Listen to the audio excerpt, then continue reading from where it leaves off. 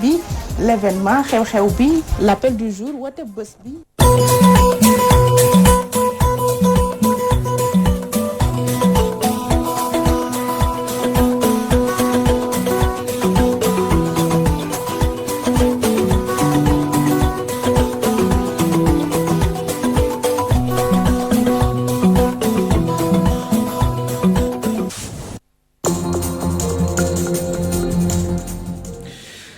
jangeen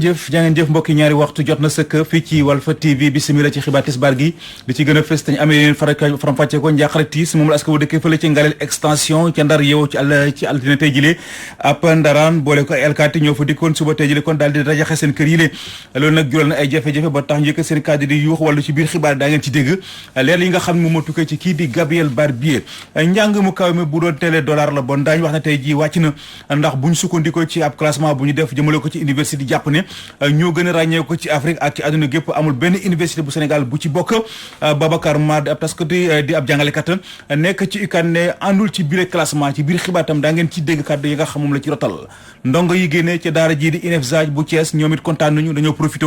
ci ab ndaje mu yaatu mu doon amal ci diwaanu Mbour daal di kon ñaawlu ngu taxawaayu nguur gi jëm ci ñoom ñi nga xam ne ay silmaxa la ñu jàng ba amee seen lijaasa si loolu tam daañ ci dellu soir waaye tamit ci biir xibaar yi daañ leen dégtal benn at gannaaw ba ñu ko faatee ci anam bu ñaaw lool fële ci Kër Massar militant ak responsable yi fare ci parti Pastef fële ci diwaan Ziguinchor ñu ngi doon fàttaliku soxna Mariama Sagna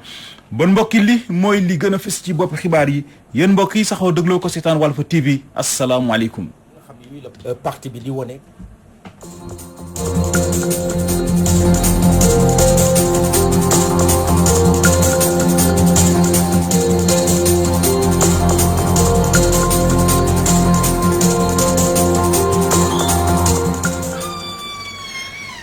jaa ngeen jëf kon mbokk yi ci xibaar yi njàqare tiis moom la askan wu dëkkee fële ci Ngalel extension ca Ndar kon xëye ci altine tey jilee ay ndaraan boole ko ay alkaati kon ñoo fa dikk ci ba tey jilee kon daal di daaneel seen kër yi lee mu doon nag loo xam ne nii daanaka ay jafe-jafe la leen jural ba tax ñu yëkkat seen kàddu di koy ñaawlu sunu xibaar yi weesu dégg ngeen ci correspondance gëj ci suñu nattango ba nekkee fële ca diwaanu Ndar amal di Gabriel Barbier wax naa ko sànq ci bopp xibaar yi njàng mu kawe mi bu doon ne dollar la bon daañu wax tey jii wàcc naag doole ndax buñ sukkandikoo ci ab classement bu ñu def jëmale ko ci université yi ñuy jàpp ne ñoo gën a ràññee ko ci Afrique ak ba ci àdduna gépp amul benn université ci Sénégal bu ci bokk Babacar Mar nag di ab jàngalekat nekk ci UCAD ne àndul ci biir classement université yi nekkee fii ci biir réew mi amul benn université bu leen dàq jàngale ci Afrique rawatina ci àdduna gépp dafa fekk ne nguur gi leen war a taxaw moo leen taxawul na mu waree Babacar Mar ñu teewlu ko ci micro Xoxandong. gën na ma ne professeurs yi jàngale ci université yi am nañu qualité am nañu xam-xam yu bëgg lu ñuy def yu ko doon def ak kattan di ko def ak seen xel di ko def te yàlla tax léegi nag bu amee rapport bu ñëw di wax lii man damay jàpp ne rapport boobu rek xëy na ki ko def kenn xamul ci base yi tax mu def ko xëy na daf ko def ci critère boppam pour am la mu soxla ci ay résultats donc man dama koy rejeter waaye li may wax rek mooy lii occasion la encore une fois pour ñu lancer un appel à l'État du Sénégal moo xam ne université li ci am du yoon parce que da ngay gis ay milliers d'étudiants wala ay centaines d'étudiants benn professeur bëgg leen encadrer loolu dafay metti alors que y a des docteurs yoo xam ne nii am nañ seen doctorat man mii laay wax nii ci cas boobu laa bokk ñu ngi xaar ba léegi kenn recruter loon alors que ñooñu bu ñu leen former accompagner leen wan leen yoon wi mais defe naa ne buñ baree étudiants yi dinañ wàññeeku et le ratio sera normal ce qui fait que mën nañ xaar résultats yu positifs par rapport à l'avenir donc li ñu lancé un appel daal mooy l'État du Sénégal na saisir la balle au rebond par rapport à cette situation là xam ne université yi professeur de qualité ñoo ci nekk waaye li des rek mooy mesure d'accompagnement yi naka lañ leen di gungee te gunge boobu nag dafa nekk gunge bu sincère budget yi ñu leen di jox sincère buñ demati ba fin d'année di daqanteeg nit ñi loolu yëpp c'est pas normal parce que ab professeur universitaire du caaxaan pour nga nekk ko foog nga dem ba def sa doctorat et loolu c'est des années de sacrifice yoo xam ne tu fais des recherches c'est pas facile c'est extrêmement difficile ñi nga xam ne ñu ngi ci université yi ay ndaanaan lañu. njàng la ñuy wax ñu deseen di ci ndongo ya nekkee fële ci INEFJA bu Thiès ñoom it kontaan nañu dañoo profité ci ab ndaje mu yaatu mu doon amal foofee ci diwaanu Mbour kon daal di ñaaw taxawaaye nguur gi jëm ci ñoom ñi nga xam ne nii ay silmaxan la ñu naam waaye dañoo jàng ba amee seen lijaasa ñoom daal la ñu bëgg mooy que nguur gi fàttaliku ne ñoom ay doomi réew mi lañu dañuy dem ci diwaanu Mbour fekk fa Thierno Daf. ñoom ñi seen bët muuru te doon jàngee ci daara ju ñuy wax INEFJA te nekk ci Thiès ñooy ñaawlu fàtte gi leen nguur gi fàtte.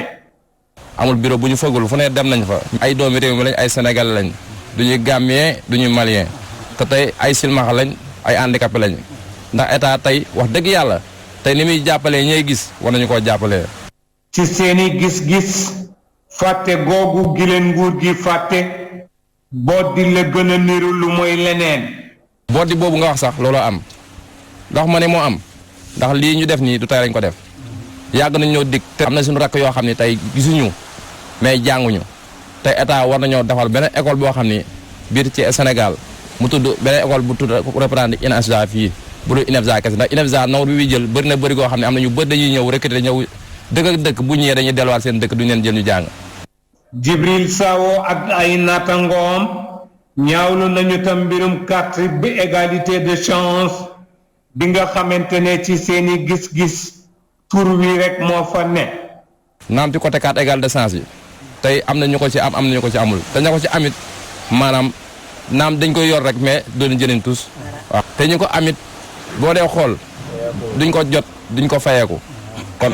gis ngeen yu bëri amul leen njëriñ maam li mu doon te carte égale am lu ñu waxoon dañ ci woon boo ko yoree même boo amee problème santé boo demee hôpital doo am jafe-jafe mais boo demee hôpital da nga génne xaalis da nga fay. en 2018 am lu ñu fi diggoon te ba léegi gisuñu ko ndax dañu woon dañuy jox 30 milliards pour handicapé Sénégal yëpp ba nii ba sànq non bokkut ak million 30 milliards am Mame Mbaye Niang en fait am lu ñu fi diggoon dañ koy fàttali ndax boobu dem nañ ba maanaam ministre de la jeunesse bees bi fi ne ba bind lettre ba déposé mais ba tey ba nii ba sànq. ñoom ñi doon tàggatu ci ay jamono ci diwaanu INEFJA bu nekk ci Thiès ñu ngi doon amal seen ndaje mu yaa ci diwaanu Saly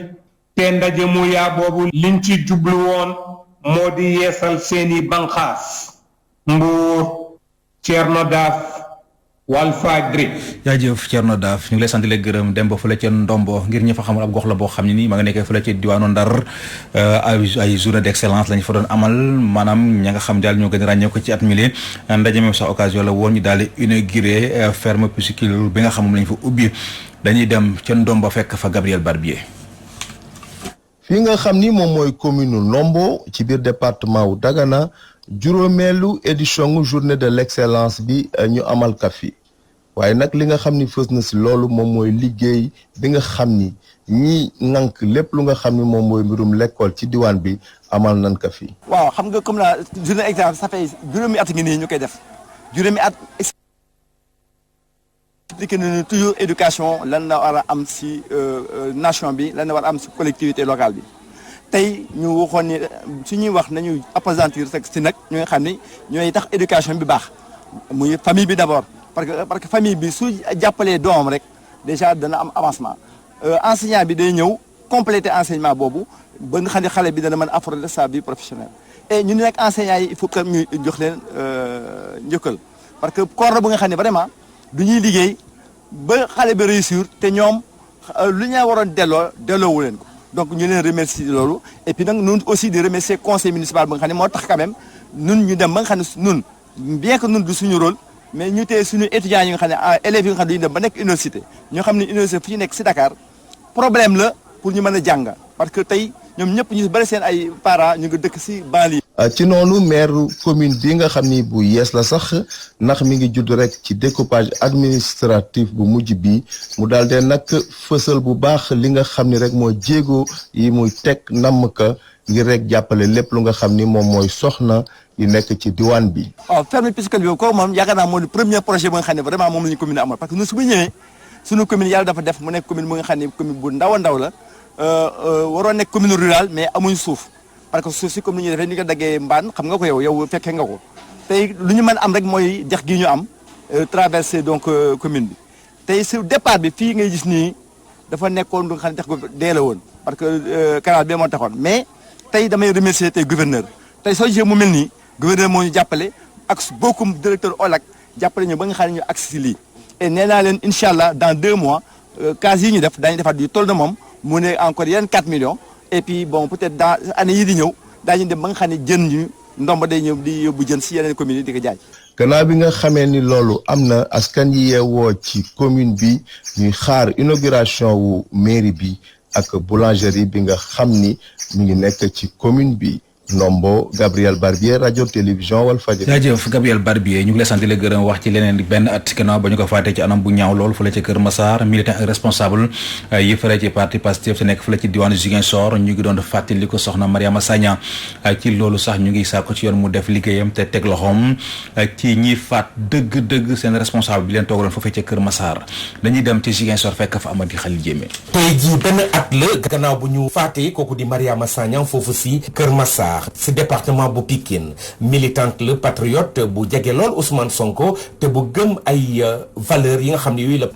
parti bi di wone comme vision moom daanaka yàggul si wàllum politique Mariama Sagna juddoo na Kañobo dëkk la bi nekk si département bu Bignona fii si Casamance rey nañ ko ay waxtu après benn meeting bi nga xam ne defoon nañ ko foofu si Kër Massar camarade de parti fii si Ziguinchor jóg nañu rek yëkkati seen kaddu pour ñaax autorités yi pour justice mën a am si dossier boobu te tamit Seydou Mandiam bi nga xam ne moom mooy coordonnateur communal bu Pastef Ziguinchor nee na naruñu persécuter kenn ngir ay opinion politique.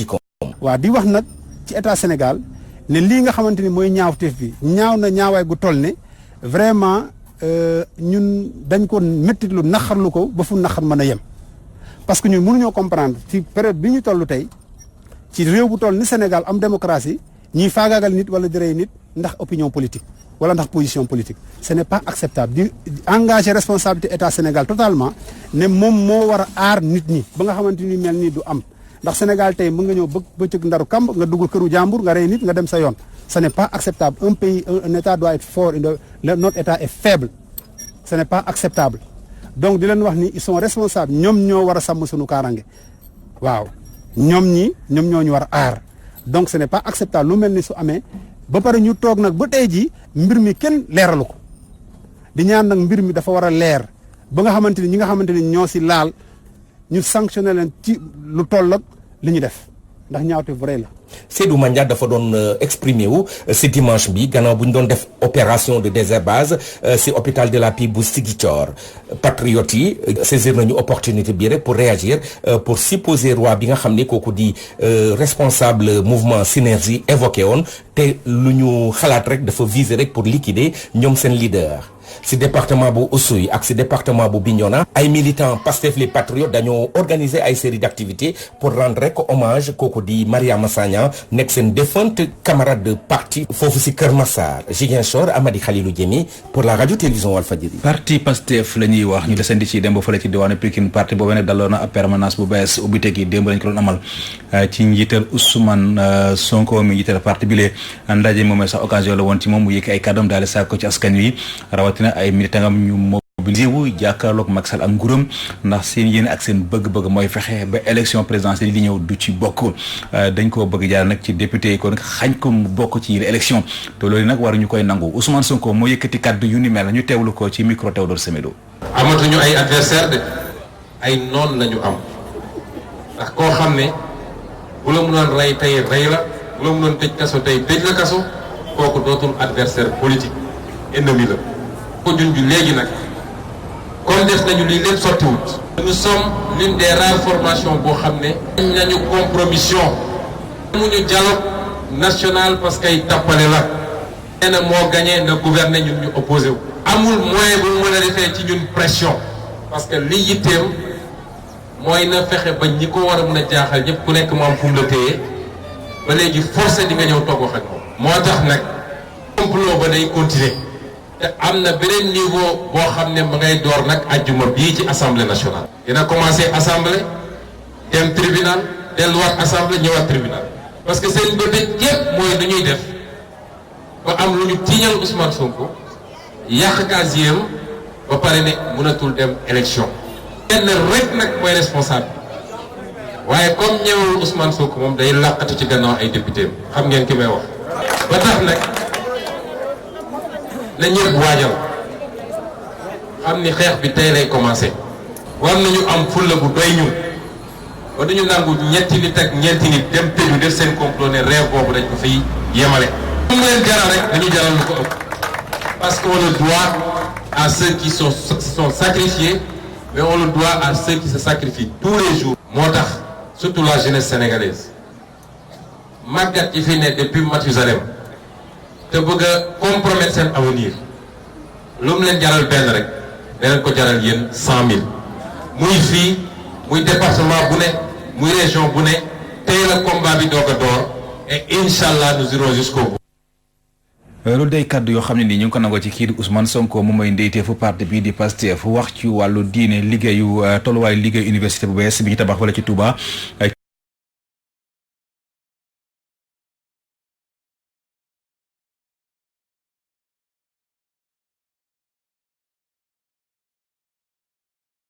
daal di woo murit yi ak fu ci waaye mën a nekk mu dugal loxoom ci université bi le dañuy dem ci diwaanu Touba fekk fa Mamadou Makhtar Sarr. Sëriñ Bass Abdou Khadre Mbacké porte-parole xalif général des mourides Sëriñ Mountakha Bassirou Mbacké ñëwoon ci université bi doon nemmeeku ci liggéey bi fu mu toll ouvrier yi ñoo ko dalal ak ay xasida ani jaza walidati wal walidat xayran kasiran la yasalu xaalida nafaani bil mustafa al mustafa moom porte-parole xalif général des mourides Serigne Bass Abdou Khadre Mbacké nag dugg na fépp ci biir université bi ngir ne mekkul boppam ndax liggéey bi mu ngi avancé am déet. waaw majalisé moom la njëkkati nii mooy dem troisième waaw. gannaaw loolu nag Serigne Bass Abdou Khadre Mbacké ne rafetlu na bu baax farlu gi mu fi nemmeeku ndax kat liggéey bi mu ngi dox bu baax amul benn tardement. ñaanal ñëpp daal liggéey bi daal ni ñu ko tàmbalee nii te rafet njortu ci ne balaa déwén dana fekk ay nit di fi jànge yàlla ko suñu borom mottali te dal nañ ci xaritam ndax li ñu fi gis xam naa bu ñu doxaatee ay weer dana ci ab bâtiment yu nopp yu ñu mën a ubbi kon nag ñu songu taal bi yëpp ni ko sëriñ bi santaane ci bi ñu woote màggal bi ni ñu tàmbalee woon liggéey bi ñu ngi ci soññaa taal bi suñu tuwaay lu ci waay jëfoon ren na nga ko fàtte te gëm ne ci déwén ci la sa aju di faju li fi liggéey bi àggut bañ jébbal ko sëñ bi ba sëñ bi santaane waat leneen nañ xam ne ab taal bi du noppalu. ci fàttali nag université Touba bi nga xam ne 72 bâtiment la war a doon ñu ngi koy xayma ci fanweeri milliards ak juróom-ñaar waa Touba matériaux ne dañuy def seen kéemtulaay kàttan ngir liggéey bi mën a yemb ci ni mu gën a gaawee. ci rapidité avancement ci qualité ci domaine yëpp moo tax ma jël ci ay matuwaay teg ko fii mu loolu moo waral ci réalisation yi dañu jël ab laboratoire installé ko fii nga xam ne lépp lu ñu exécuté dañ koy yóbbu ci laboratoire bi mu def analyse bi génne résultat bi moo ànd ak moom ci normes internationales yi nga xam ne moom la université war a nekk. infrastructure publique la boo xam ne continent bu nekk nit mën na fi jóge ñëw jàng nekk fi professeur wala mu nekk fi élève. 2020 avant ouverture de classe danaa libéré salle de classe yi pour ouverture de classe 2020 ñu liggéey ci. wasuluni yakunu san xiyaadi Touba Mbacké Mamadou Makhtar Sarr pour la radio-télévision Walfadjri. jaajëf Mamadou Makhtar Sarr ñu ngi lay sant di la gërëm mbokk yi kon ci foofule ci la ñuy tàbbi ci xibaaru bitim réew yi dañ ci ànd ak soxna Mamou Diaby Gassama. xibaar yu bitim réew dañ koy daal di door ca Mali foofee nag benn soldat yu mbootaay xeet yi moom lañ jot a rey waaye tamit juróom daal ci jëlee ay gaañu ci ñaar congo yaa nga xamante ne way fuppi ñoo ko daal di amal ca gox bi ñu duppee Hakel Hong ak Bandiagara bu ñu sukkandikoo ci MINUSMA casque bleu yooyee dañ doon amal ab patrouille de sécurisation ni ki dimanche bi ca wetu Hakel Hong te nekk ca bëtu gannaaru jàpp bëtu penku réew ma foofee nag si la benn bombe daal di explosé ci jamono ba nga xamante ne seen oto mi ngi fa doon aw lii mel sax tax na ba benn doomu aadama daal ci ñàkk ba kanam waaye tamit ñeent daal ci jëlee ay gaañu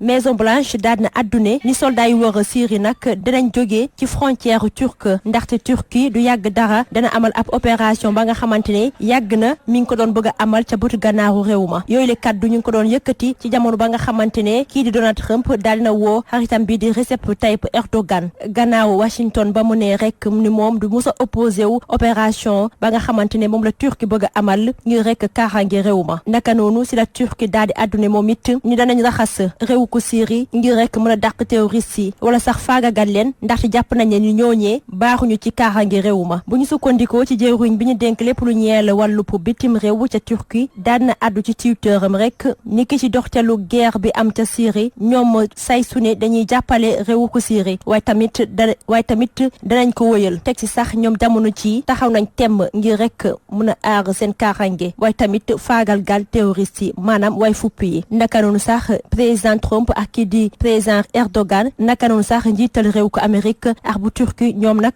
wax nañ gisee ni ki weer bii di jublu si ca Washington waaye tamit ngir rek mën a waxtaane anam ba nga xamante ne moom la ñu war a def ngir mën a mettre en place benn zone de sécurité ca bëtu gànnaaru réewu ko Syrie. xibaar yu bitim réew dañ koy daal ndax képp ca Hong Kong ndaxte ambassade Chine bi nekk ca Paris daal na ñaawlu kaddu ya nga xamante ne moom la kuréel yi ëmb réew tugal yi wax ci fitna yi am ca Hong Kong te daal jàpp ne sax ne li ni mel ab crime la waaye tamit baaxutu dara li ni mel sax mi ngi ko doon xamle ci benn bataaxal teg si sax mu daal di xam ne rek ni kaddu ya nga xamante ne moom la kuréel gi yëkkati neexu leen dara yàggul dara sax gis nañ ni tamit réew ku France daan na fësal yooyu le kaddu te li mel sax tax na ba ñëpp ab tiitange ni li mel mën a tax fitna daal di jolli ca Hong Kong loolu waral sax ñoom ñi ngi ñaax ab dialogue ngir rek ñi di amal ab doxub ñaxtu ak ñi ngànk nguur ga ñi amal ab toogaanu waxtaan.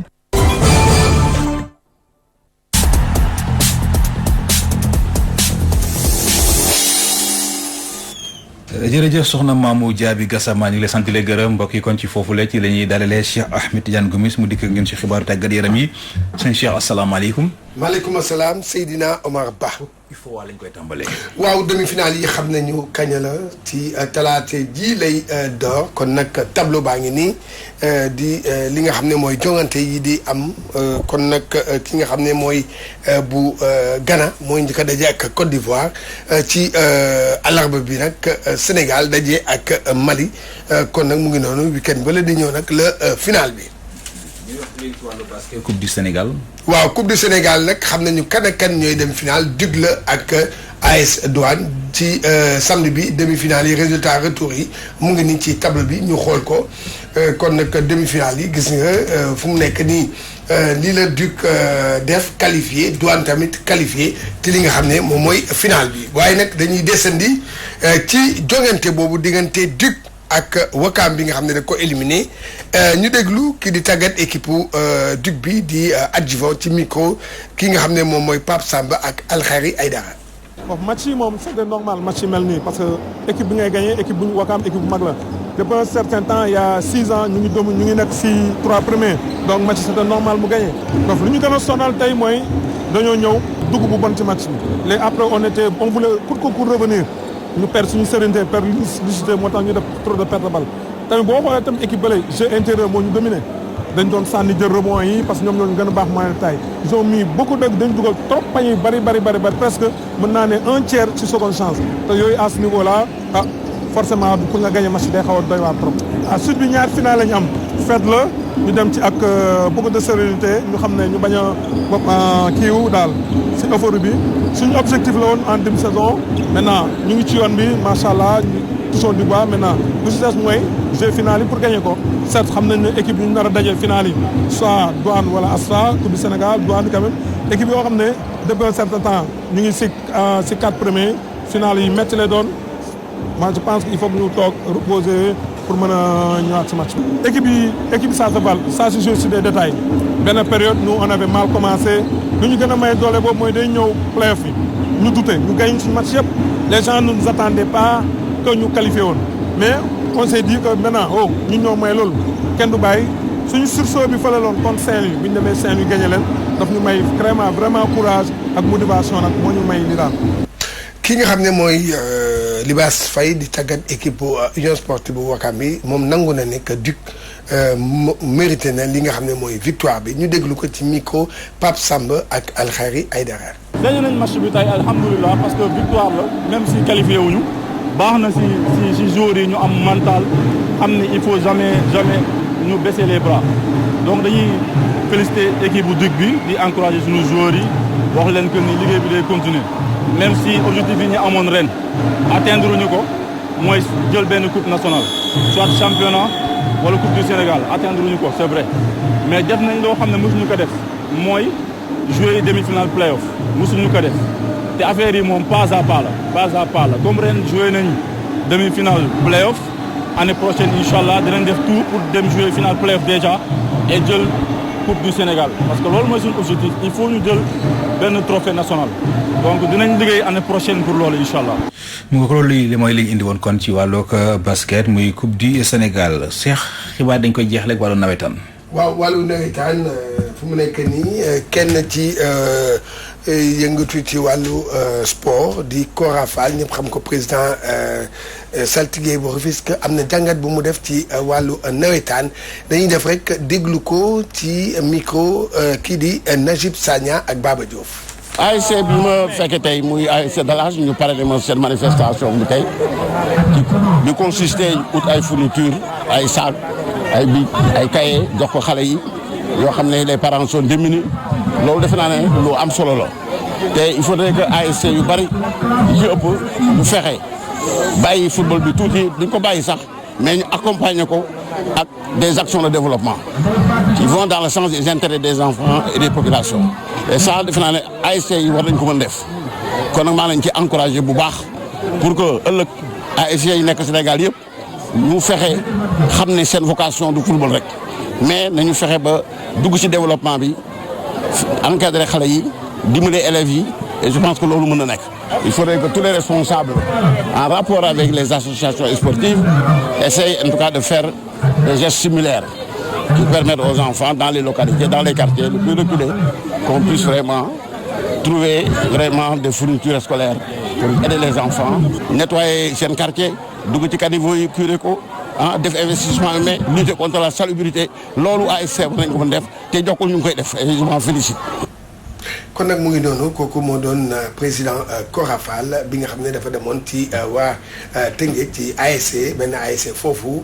pour jàppale leen kon nag Seydina Omar Ba looloo fi rusoon ci wàllu tàggat yaram. ma lay sant di la gërëm moom Cheikh Ahmed Tidiane Gomis kon mbokk yi sax ci foofu la ci la ñuy yëkkatee jotaay wi ci xaaj bu njëkk bi.